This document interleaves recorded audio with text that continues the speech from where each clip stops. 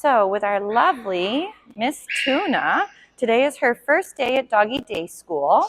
She is again a little unsure in the very beginning, but of course, like I mentioned, even for our other handsome guy, very typical for their first day to be a little bit unsure. The main goal though is that we're going at her rate, which is really crucial. So again, with our gorgeous gal, we're just warming up like we did with Mr. Handsome a few moments ago with some lovely find its, get her in the groove. She's like, I don't know if I like that one as much. So I did make a little trail mix with some of her goodies from home. So we're just going to warm up with a little bit of orientation to me from the environment. She's doing a real nice job. And we've been also working a couple little find its to get her kind of in the groove of moving in the environment and getting comfortable. Nice job. Two, if there's ever moments where you don't get to necessarily mark a behavior, I know I was mentioning for our handsome guy that marking a skill helps your puppy know exactly when they did the right thing, but also that the paycheck for that behavior or cue is coming along. So I would highly recommend to, and I know you guys have been doing a real nice job with her as well for the YES, for when she's done something in the direction you were hoping. So, but right now, my little lady's doing some really nice job with the beginning stages of that loose leash walking, which she has been doing stellar even when she comes to class, which is great. I know as sometimes the puppies hit adolescence, there's a whole nother can of worms happening there. Oh, find it. So there's going to be moments where we, again, we think certain behaviors are down pat, but then all of a sudden, adolescence hits, and now all of a sudden maybe they're having a harder time with a certain skill. So remember, don't worry about being, again, sometimes having a flexible criteria, because I know in class there's moments where I mention, okay, if your babes are comfortable, try these skills, but if they're a little unsure, do this behavior instead or this skill set. So that way you're always trying to, almost like at the gym, if you can't quite do the full push-up, you could do the simpler or softer version. So that way you're still giving yourselves the chance to practice the how-tos, but it may be in a scenario where she's going to be more successful than not. Nice job, cuteness. So I know you guys were mentioning that the jumping was something that you're having some concerns over or something you'd like to work on. So obviously with our gorgeous gal, jumping can also be a sign of anxiety. So there's a lot of moments where your puppies might be happy you're home, but at the same time being separated caused a little bit of anxiety. I'm not saying that she's melting into a puddle or having a really hard time with life, but sometimes when you come back and you get reunited, they may have thought from their perspective you were maybe never coming back. So this is where if you're finding as you're entering a space she's having a hard time, practice entering and exiting a few times and either give her something to do instead. Like I know in class we've done a lot with find its, which is a really great dance move in the beginning. Because if your babe is too excited or dealing with some big emotions, asking them to be stationary could be way too hard. So I know some folks would be like, well, just teach your puppy to go do a sit stay or go to a place. And those are great skills to have down the road. But if let's say that comfort range isn't there, then their abilities to work that skill might be out the window. But then also those skills might start to equal, oh no, I'm feeling stuck and overwhelmed. And maybe that movement would have been better. So what I want to try and practice a little bit with my gorgeous gal is I'm just going to move these curtains out of the way so that way we don't get stuck on them as I'm opening and closing the door.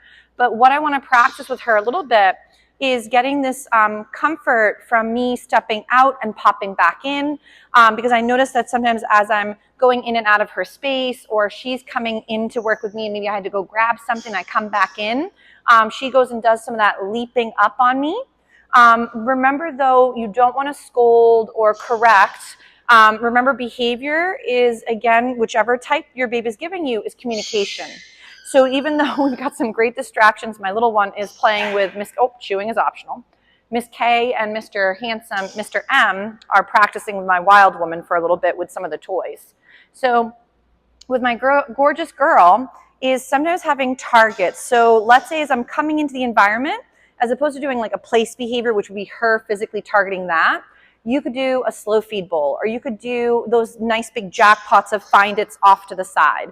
So and two, if it's for you guys versus company, I'd recommend to work these sort of setups. If company's coming over, which I know your other girl has a little bit more of a hard time, and we're getting together again for your lovely Miss P. But let's say our lovely Miss T, Miss Tuna, is sometimes getting excited for you guys or the company, I'd recommend to start her off on gear or behind a buffer. So that way as company comes in and you're trying to get her situated, It's not her just bombarding the company even with excitement. So let's say, for example, I'm going to step out of the room for a second. So I'm going to go ahead and do a little find it just to get her a little from my doorway. I'm going to go ahead and take a little moment to go behind the door. So you'll see that sometimes she's a little bit unsure. And of course, some of the beauties are also saying, well, don't forget about me. So let's say I'm about to poke in. I know not everybody has a half door, and I get it. But this could be through a baby gate. This could be, for example, a doorway to your bedroom or somewhere that doesn't always equal outside or you leaving.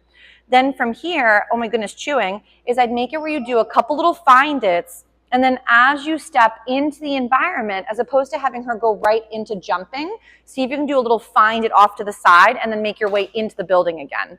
So this way, as she's practicing you coming in and out a few times, it doesn't equal some of that anxiety or excitement. So because if she is doing a lot of jumping, even though she's just trying to tell us how she's feeling at the moment or what she's capable of understanding, you may find that it still doesn't feel so good. And the more she practices something, then of course, the better she gets at it. So if part of your hellos equal pummel mom and dad sweetly, but those claws don't feel so nice, that's still going to be part of the hello in that scenario.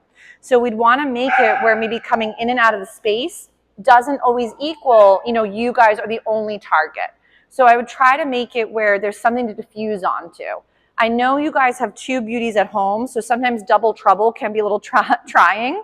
So what I mean by that is if you're trying to work with one, but then the other one is playing into it or also having a hard time with something they're working on, it can then turn into a little bit of they feed off each other or they both start to struggle.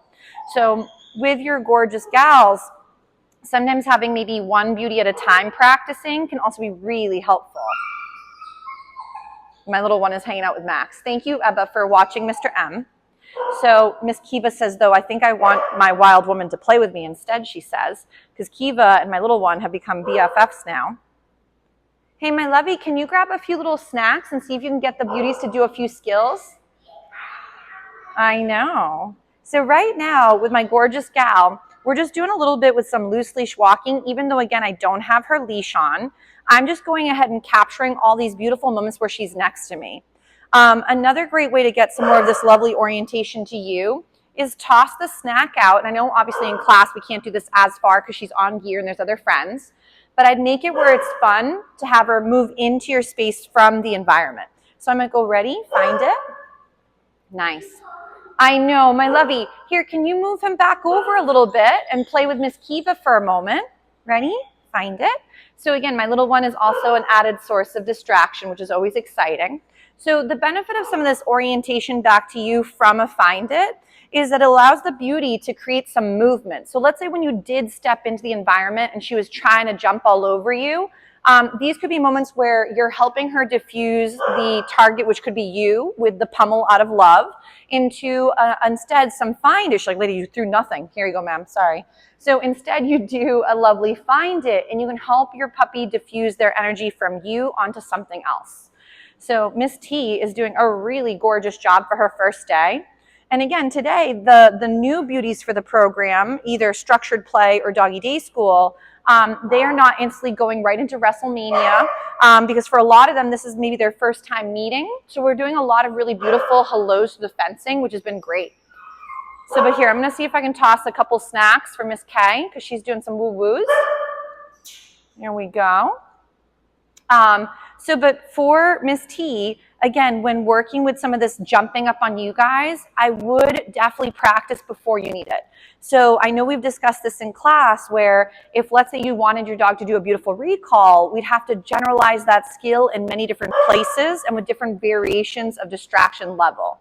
So if my little lovely lady is really having a challenging time working, for example, these proper hellos or when you poke in, I'd make it then throughout the day, you practice the setup. I know at times people are working, so you can't always work everything the same time frame, but maybe as opposed to working loose leash walking or working your puppy push-ups or working a little bit with another skill set, we practice a little bit of poking in and out of those thresholds. So be it your bedroom to living room, or your living room to kitchen or your bedroom to hallway and see how that goes. But for Miss T, I'm going to give her a little break from working some of this loose leash walking and some of those proper little hellos here and there with find its. But she's really doing a stellar job for her very first day. So we'll work a few more little skills with our gorgeous gal. Chewing is optional. I want to see if my lovely lady can also offer a little bit of play, because play might be a really great way to boost that confidence, create new behavior, but also give her an outlet that might be better than maybe bombarding her sibling or, you know, doing something you're not a huge fan of. So right here, I might go, ready? Yes, nice job, Tuna. Beautiful with the positive interrupter. So we'll feed for that. Good job, cuteness. So we'll give her a little breather like I mentioned, and we'll do a few more skills.